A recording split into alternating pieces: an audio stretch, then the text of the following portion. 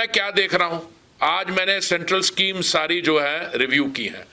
जो central schemes हैं, जैसे मैं आपको उदाहरण देता हूं, प्रधानमंत्री आवास योजना, उज्ज्वला स्कीम, ये जो मेरे अपने मंत्रालय की है, स्वनिधि स्कीम, स्ट्रीट वेंडर्स की, स्मार्ट सिटीज मिशन, मैंने रिव्यू किए हैं।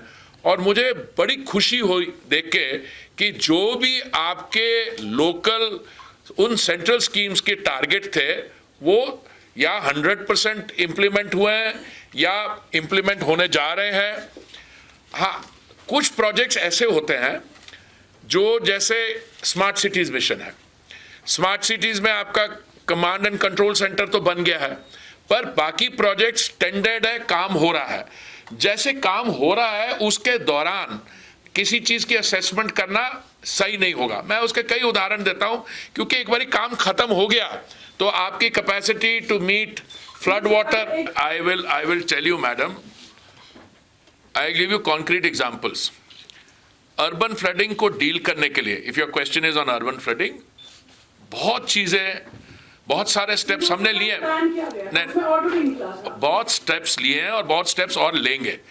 होता क्या था, जब इन चीजों पे फोकस नहीं था तो व्हाट यूज्ड टू डू, अगर एक कमर्शियल एस्टैब्लिशमेंट है, waste at the point of production, क्या कहता था, दिन भर का काम हुआ, लंच टाइम पे भी गाहक आए, शाम को भी आए, वो सब्जी काटी, वो जो कचरा था अखीर में जो घर के बाहर या रेस्टोरेंट के बाहर गली उसमें छोड़ दिया, वहां पे नाली भी ब्लॉक होगी, वो हो गया। तो हम वेस्ट प्रोसेसिंग की जो बात कर रहे हैं, देखिए eight the point of production उसको सेग्रीगेट करते हैं, सॉलिड वेस्ट और वेट वेस्ट। वेट वेस्ट का तो कंपोस्ट बन जाता है, वो आप लोकली भी यूज करते हैं और जगह भी करते हैं। That is solid waste has to be converted to energy. अब मैं आपको उदाहरण देता हूं, फिगर्स देता हूं। 2014 में जब मोदी जी ने दायित्व संभाला दिल्ली में, उस समय हमारी परसेंटेज ऑफ सॉलिड वेस्ट जो प्रोसेसिंग करते थे कोई 17% थी। मैडम, उसको चलते चलते हम ले आए हैं कोई 75-80% तक। और मुझे पूरी उम्मीद है कि आने वाले कुछ ही समय में टेक्नोलॉजी का इस्तेमाल करके, इन्वेस्टमेंट करके, और हम sewage treatment plants, waste processing facility, देश भर में ये हो रहा है। अभी आप जो इंडिविजुअल प्रॉब्लम कह रहे हैं एक्सेट्रा, वो अभी काम चल रहा है वहां पे, और मुझे पूरी उम्मीद है कि जो काम होगा उसको, प्रोजेक्ट को कंप्लीट होके जो आप सिचुएशन करेंगे, बाद में क्या होगा, सब सही होगा। I have commented on the instrument of accession, I have commented on some countries using terror as an instrument of state policy. I have commented on several of these issues. And I am one person who draws great satisfaction from the fact that today in Kashmir we are talking about development. When I used to come here some years ago, what you were dealing with is a entire professional cadre of stone pelters. Now, what Kiran Rijiju is saying, and I totally agree with what he's saying, but you know, there are things he said initially, which is that why was the issue taken first of all to the international or multilateral forum?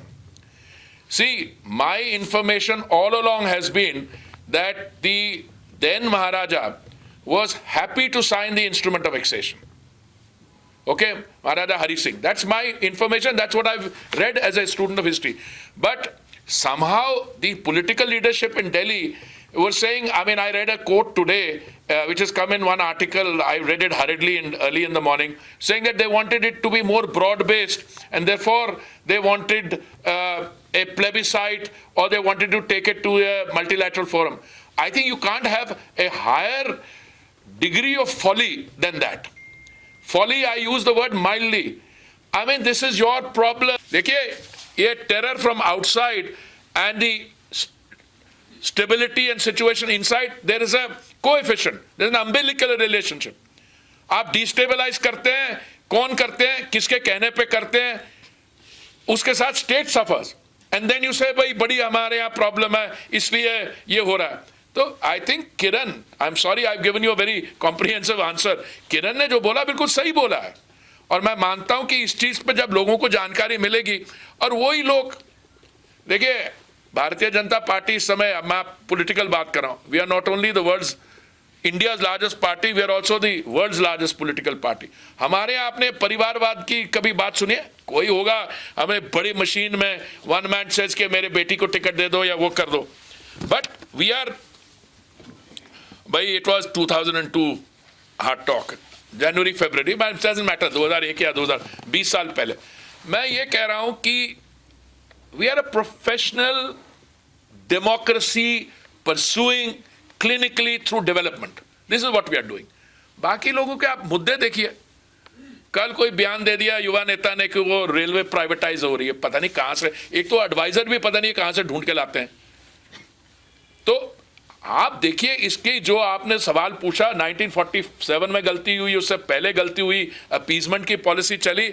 I don't, since you asked me a question, I am very happy to staring you in the face that making that reference and calling for a plebiscite etc was a, I don't think it's a folly, I think it's a monumental blunder.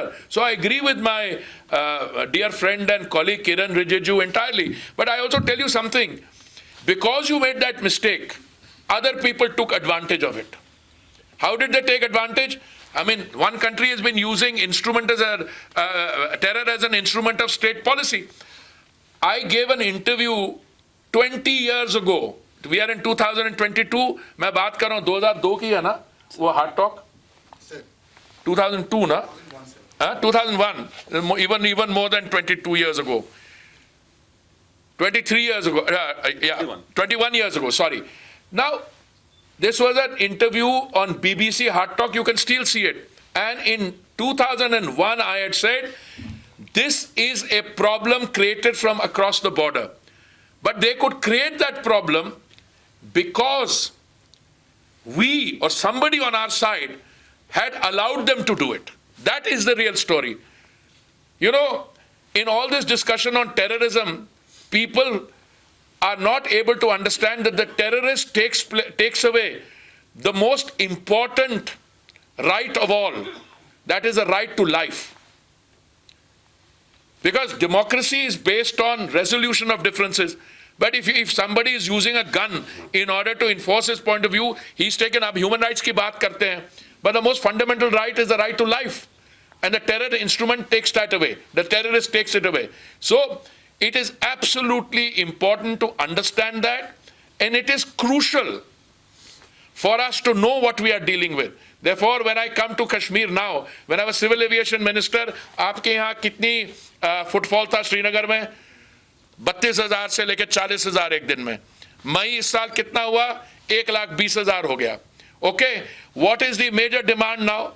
We had a summit meeting of what is it, CREDI or one of our Naretco in Jammu. We are going to do one here because of the special features of 370. I mean, here it was meant to help the state. It became a millstone around it. Nobody could make an investment here. See the difference now. Now people are investing in economic development in the state of J&K because of the government's far-sighted decision to remove that millstone around the state's neck. Petrol price और diesel price कैसे determine होती है? हमारा crude oil imports के लिए we are 85% dependent on imports. तो आप international price देखिए, उसके साथ you add the cost of insurance and freight, and you add to that the refining margin and dealer's commission, so you'll get the price. But in between, factor in the taxes which the state government charge, VAT which is a percentage of the figure, and the excise which the central government charges.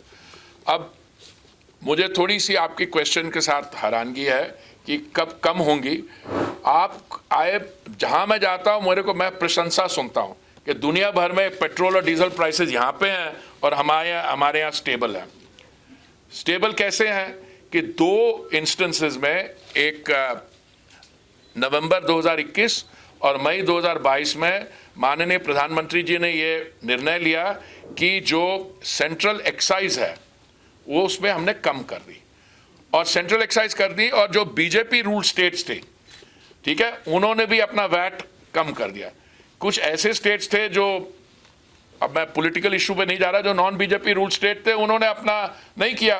एक state थी महाराष्ट्र, उस समय it was non BJP government, उन्होंने imported liquor पे, दारू पे कम कर दिया टैक्स 300 350% से 150%, पर इस पे नहीं किया। तो अभी हमें चिंता दूसरी है, अभी चिंता है कि international prices are rising again. तो कभी कभी मेरे साथ लोग मजाक करते हो, कह रहे हैं कि भाई कब बढ़ेंगे दाम, तो मैंने कहा आपको तो खुशी होनी चाहिए कि हमने स्टेबल रखे हुए हैं।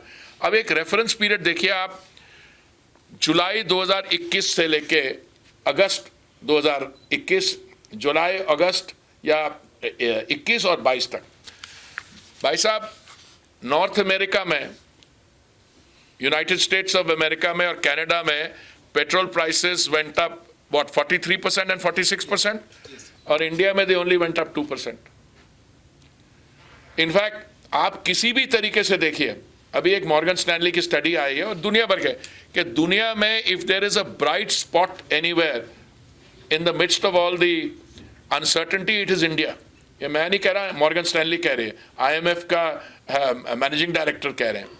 हमारे यहाँ we have been able to insulate ourselves from the energy crisis through a number of measures. एक, हमने एक्साइज कम किया, दूसरे हमारी ऑयल कंपनीज ने ये इंश्योर किया कि उनको वाकई घाटा हो रहा हो, पर उन्होंने उस चीज़ को अगर वो बढ़ाते जाते दाम, कुछ प्राइवेट सेक्टर कंपनीज ने नहीं किया। अब हमारे 77,000 पेट्रोल बंक्स हैं इस देश में, जिसमें 22,000 प्राइवेट सेक्टर, उन्होंने नहीं कम किया, पर पब्लिक सेक्टर कंपनीज OMC ने किया। So that was one way we were able to stop it. Also जैसे हमारे भारत के आसपास के देश हैं कई, वहाँ पे अब मैं नाम नहीं लूंगा किसी कंट्री का, but everybody knows there are shortages there, prices are exorbitant. हमारे यहाँ रिमोट कॉर्नर में भी, चाहे वो जम्मू एंड कश्मीर हो चाहे नॉर्थ ईस्ट हो, एक दिन भी हमने शॉर्टेज नहीं आने दी। So it has been a pretty strong navigation at the level of the central government and the state government, so that हमारे यहाँ स्टेबिलिटी रही है। आगे क्या होगा अब देखिए, कोविड के दौरान मार्च 2020 में पेट्रोल इंटरनेशनल प्राइस पर barrel had come down to $19.56, आज $96 है, पिछले 4-5 दिनों में और ऊपर गया है। तो इस समय हमारी जो, I don't answer hypothetical question because ये मार्केट रिलेटेड है, बट हमारे सेंट्रल गवर्नमेंट की तो यही कोशिश रहेगी कि प्राइसेस रिमेन स्टेबल।